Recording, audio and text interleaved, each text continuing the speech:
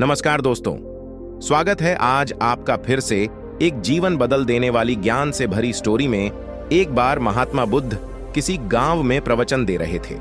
वे अपनी बात को समाप्त करते हुए बोले, मानव के दुख का कारण है स्वयं को किसी से बांधना। जहां भी मोह होता है, बंधन होता है, वहां दुख स्वयं ही उत्पन्न हो जाता है। अतः अपने बंधनों को जानें और उनसे बाहर निकलने का प्रयास करें। इसके बाद उन्होंने सभी लोगों को आशीर्वाद दिया और फिर अपने आश्रम को लौट गए। अगले दिन उनसे एक व्यक्ति मिलने आया। वह बुद्ध को दंडित करता हुआ बोल, महात्मा, न मैंने कल आपका उपदेश सुना। आपकी बातें मेरे हृदय में उतर गई हैं। मैंने अपने बंधनों को तोड़ दिया है, सारी मोह माया का त्याग कर दिया है। अब मैं आपकी शरण में आना चाहता हूं। उस व्यक्ति की बातें सुनकर बुद्ध मुस्कुराए और धीरे से बोले, मुझे विस्तार से बताओ वत्स, तुमने कौन कौन से बंधन तोड़े और किसका मोह त्याग दिया है?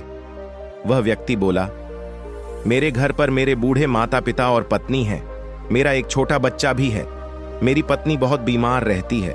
उसके कष्ट देखकर मैं अक्सर सोचता रहता था कि वह मर जाए तो उसके कष्ट दूर हो जाएं। उसकी वजह से मैं बहुत दुखी रहता हूं। लेकिन कल जब मैंने आपका उपदेश सुना तो मेरी समझ में आ गया कि मेरे परिवार से मेरा बंधन ही मेरे दुखों का कारण है। अगर मैं इसके चक्कर में पड़ा रहूंगा तो कभी सत्य को नहीं जान सकूंगा। इसलिए मैं अपने घर को त्याग कर आपके पास आया हूं। बुद्ध ने पूछा, क्या तुम सचमुच सभी बंधनों से मुक्त हो गए हो?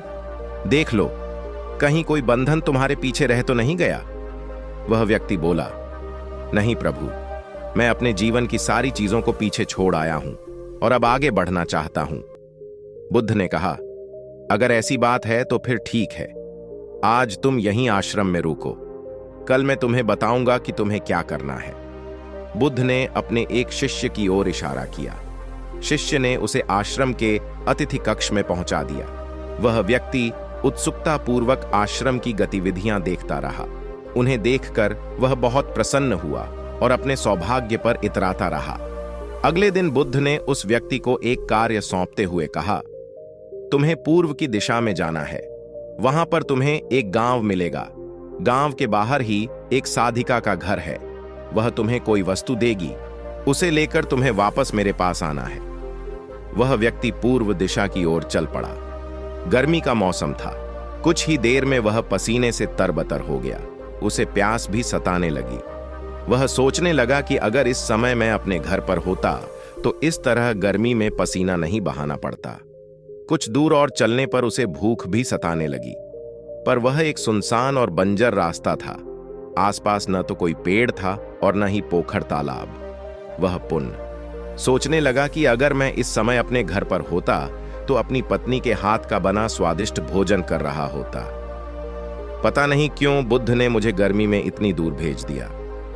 काफी देर तक चलने के बाद वह व्यक्ति गांव में जा पहुंचा। गांव के बाहर ही एक घर बना हुआ था। उसने दरवाजे के पास पहुंचकर उसे धीरे से खटखटाया। दरवाजे को एक साधिका ने खोला। उसके चेहरे पर एक अद्भुत तेज था। वह व्यक्ति उसे देखकर मंत्रमुग्ध हो गया। साधिका ने उसे अभिवादन करते हुए कहा, मैं जानती हूं कि आपको बुद्ध ने भेजा है। आप अंदर आ जाएं। वह व्यक्ति घर के अंदर चला गया। साधिका के कहने पर उसने पानी से हाथ मुंह धोया और एक चटाई पर बैठ गया। साधिका ने उसके सामने भोजन की थाली रख दी। वह जल्दी जल्दी भोजन करने लगा। अचानक उस व्यक्ति की नजर साधिका के पैरों पर पड़ी। उसके पैर बहुत सुंदर थे। वह उन्हें देखता ही रह गया। तभी साधिका ने उसका ध्यान भंग किया। वह बोली, जिस व्यक्ति को बुद्ध के चरणों में स्थान मिल जाता है फिर उसे किसी अन्य के चरणों की आवश्यकता नहीं पड़ती। साधिका की बात सुनकर वह व्यक्ति लज्जित हो गया और नजरें नीची करके चुपचाप भोजन करने लगा। भोजन करने के बाद साधिका ने कहा, आप बहुत दूर से आए हैं, थक गए होंगे।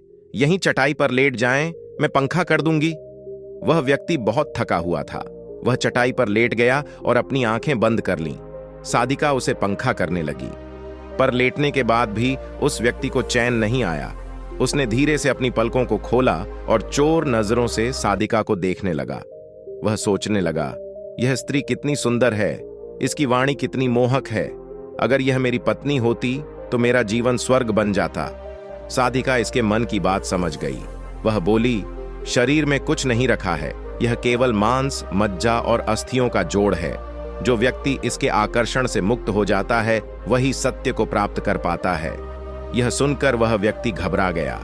वह चटाई से उठ बैठा और बोला, अब मुझे बुद्ध के पास जाना चाहिए। कृपया आप मुझे वह सामान दे दें जिसके लिए बुद्ध ने कहा था। साधिका ने मुस्कुराकर जवाब दिया, बुद्ध ने आपको जिस कार्य के लिए भेजा था वह पूर्ण हो चुका है। साधिका की यह बात उस व्यक्ति को समझ में नहीं आई। वह दरवाजे की ओर बढ़ चला। दरवाजे के पास पहुंचकर वह एक क्षण के लिए रुका और पलटकर बोला, क्या आप अंतर्यामी हैं? आपने मेरे मन की बातें कैसे समझ लीं?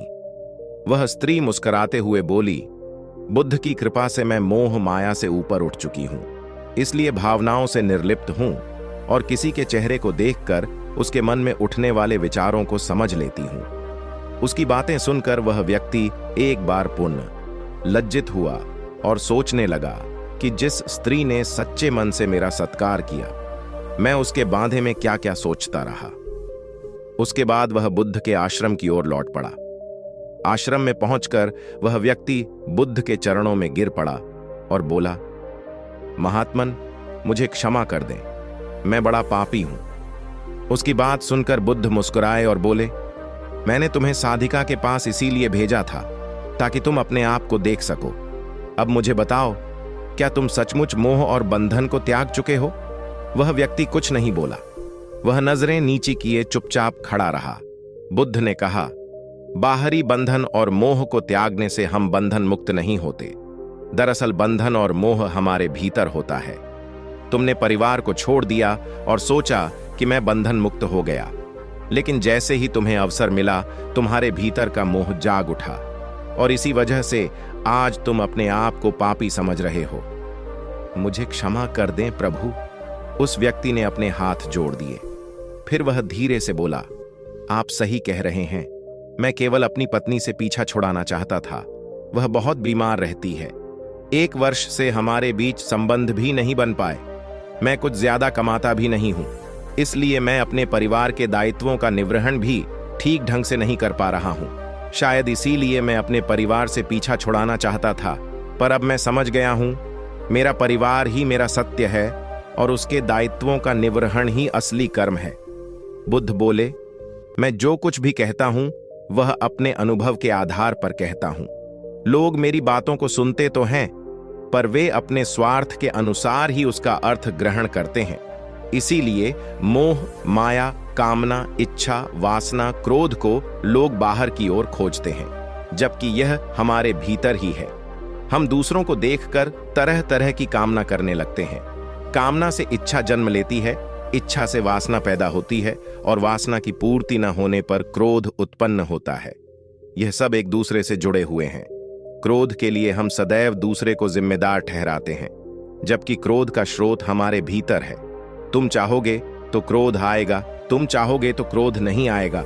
इसी तरह बंधन बाहर नहीं होते, हमारे मन में होते हैं। हम मन से ही किसी से बंध जाते हैं और मन के कारण ही हम दुख पाते हैं।